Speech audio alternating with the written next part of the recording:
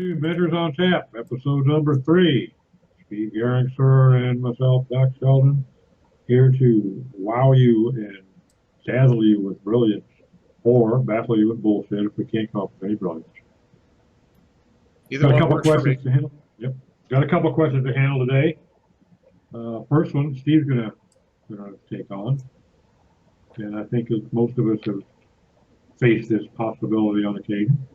Go for it. Well, there's always this, do you work for spec or a return on future value of the website or whatever? I mean, it could be anything, literally. That every time somebody comes to me with a suggestion or a question like that, I'm going to say 99.99999% of the time, they have an idea. That's it.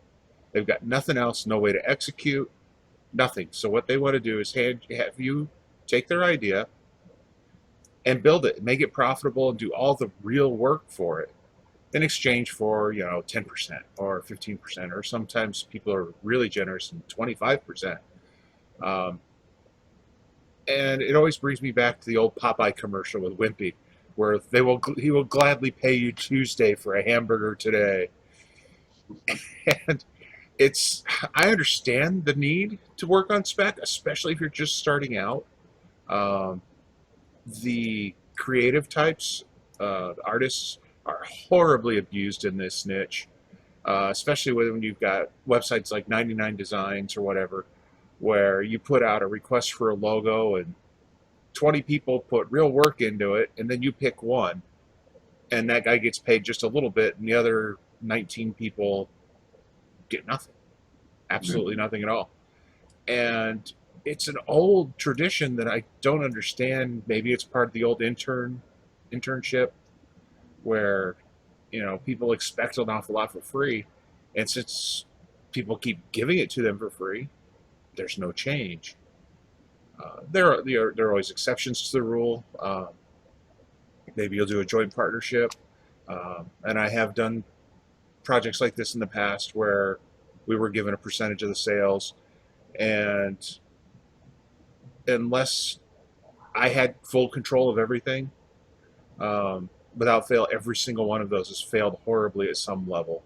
And I say that knowing that I'm in one right now, but it's a unique situation. I trust the person I'm involved with completely, and we've been friends for more than a decade, so it's one of those, we're both kind of testing the waters to see how things work, and we'll see how it goes.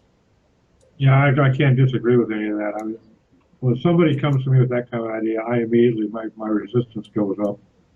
And unless it's somebody that I know really well and am very comfortable with, they're going to get a no. I'm sorry, I can't do that.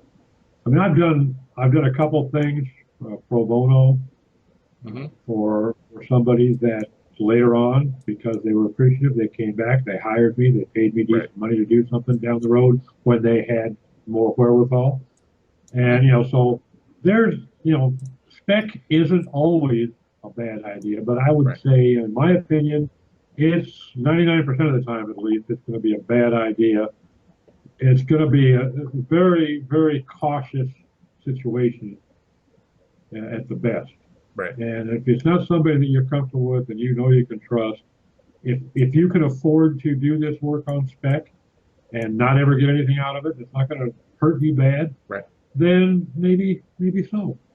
At the same time, like Steve said, sometimes all they have is an idea, but once in a blue moon, they might just have a dynamite idea. Right.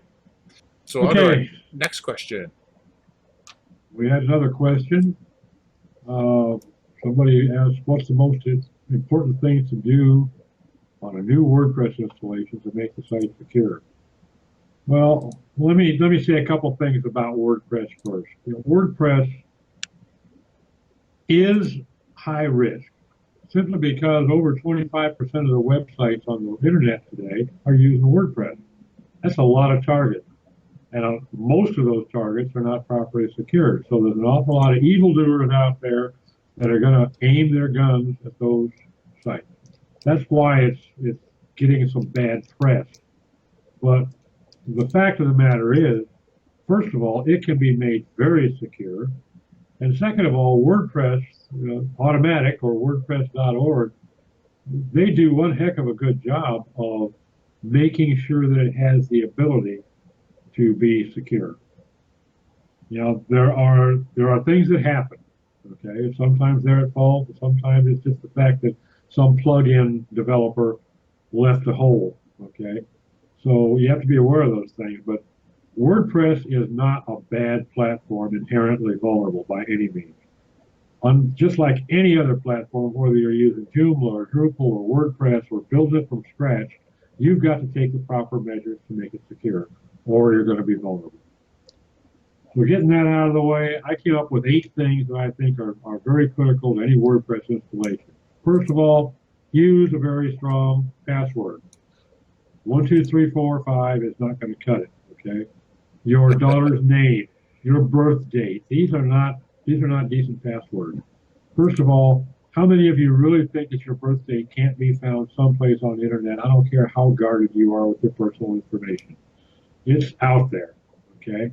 And even if it wasn't, a 6-figure numerical password would take probably about 1,500 milliseconds for a decent system to crack. You're better off doing a 3-word phrase. Oh, yeah, there you go. An 8-character randomized password of 8 characters takes less than 30 seconds to crack, okay? With a massive system really cranking out, and we're talking about cranking out like 150 per second possibility. Get yourself a good randomized password. I used to say 8. Today, I recommend 12 characters. And if you want to go really out of control, use a tool like LastPass. Yeah, there you where go. you don't even know the password anymore. You let LastPass generates the password, automatically submits it to the website for you, and you can use 16-character passwords and use a completely different one on every website and not have to remember any of them. All you have to remember is the one that gets you into LastPass. Yeah, that is a great system. And I use another one, a RoboForm, which is a good one. Second, when you're setting the site up, there has to be a default admin username set up in there. It's admin. Don't leave it as admin. Create yourself a new username and then delete, create your new one, give it admin rights, and then delete that admin account because that's always a target. Also, when you're setting up your database, there's a default prefix set up for there. Change that. Make it something strange. Maybe make it the middle 5 letters of your dog's name or something, followed by the underscore. That is a prefix. Something that you can remember or note in a secured file, but not something that's going to be obvious. When you set up, once you get the thing set up, I would suggest using 2-factor authentication. It's gotten fairly simple. It was a pain in the neck for me. I resisted it, and I bitched about it after I finally did it. And after 2 or 3 days, I got used to it, and it's no longer an issue. But where it really becomes an issue is if you're logging onto your site from a different device. You don't always have to use 2-factor every time from the same desktop or the same tablet. But if you go to a new device, you'll have to use that second factor. That stops people. One of the systems that I checked out that I really like is the Shield WordPress security plugin. It's very comprehensive. They've got what they call a YubiKey method. I'll be dropping links on YouTube here, so you'll be able to see these plugins. But the YubiKey method is probably the most secure, and that Shield WordPress security plugin is a good one. Another one is I would limit the number of login attempts. There's 2 that I've used. I use Login Lockdown. There's thousands of people out there using it, and it's high reviews. It's a free plugin. Another one is Login Security Solution, which is also free. That'll keep you away from vulnerabilities from brute force attacks. You can set it up the way you like it. Let's say you want to limit them to 5 attempted logins. and then lock them out for a given set of time. You can decide that they're going to be locked out for 3 minutes or 15 minutes or 5 hours or 24 hours, whatever you want to do.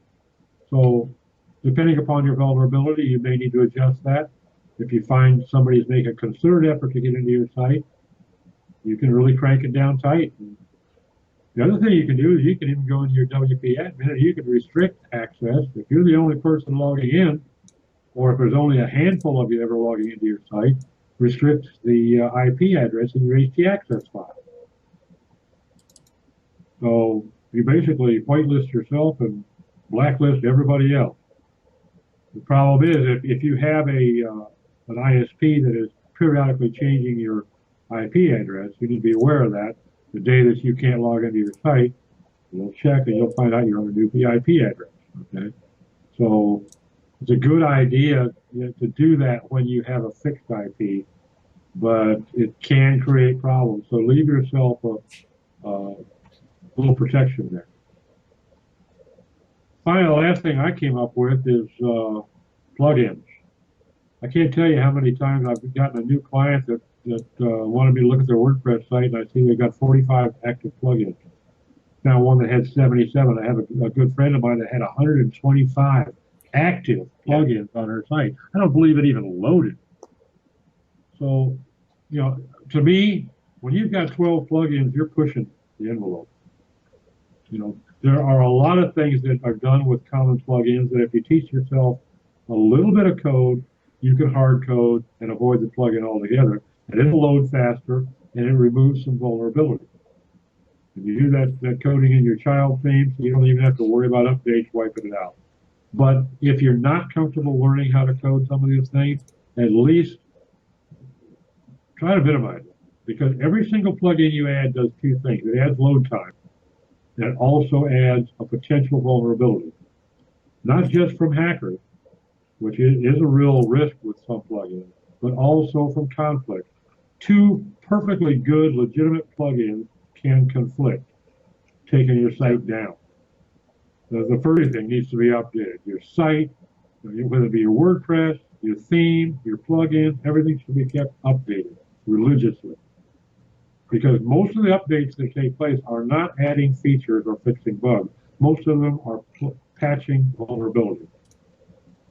So if you skip a patch, you're leaving yourself vulnerable. And you can bet your sweet ass that the hackers out there in Belarus were aware of that vulnerability long before you and probably even the developer of the plugin were. So they're already out there trying to milk it. Yeah. Get it fixed. Don't ignore those things. I don't like doing automatic updates. I do them all manually. But when I get an email notification that I've got some plugins available for update, bang, I'm jump on it. Clients can wait. I'll talk to them in an hour. There's one other little security thing that I like to do, especially on sites where I know I'm the only one that's going to be using it, or it's going to be limited to just a few people, is we renamed the login page to something other than WP login, simply because that breaks so many of the bots that go out there and just register new users on WordPress sites all over the place. It's nice to not get 20, 30 new signups a day, knowing that they're all spammers or whatever. So that's always a big deal for me too, is to make sure we make that small change. Okay, I hope we help somebody out there a little bit. If you've got any questions, we need them. That's the only reason we're doing this, is to answer questions. Exactly. So find us on Facebook, Twitter. We've got links there in the YouTube comment section. So please send us your questions.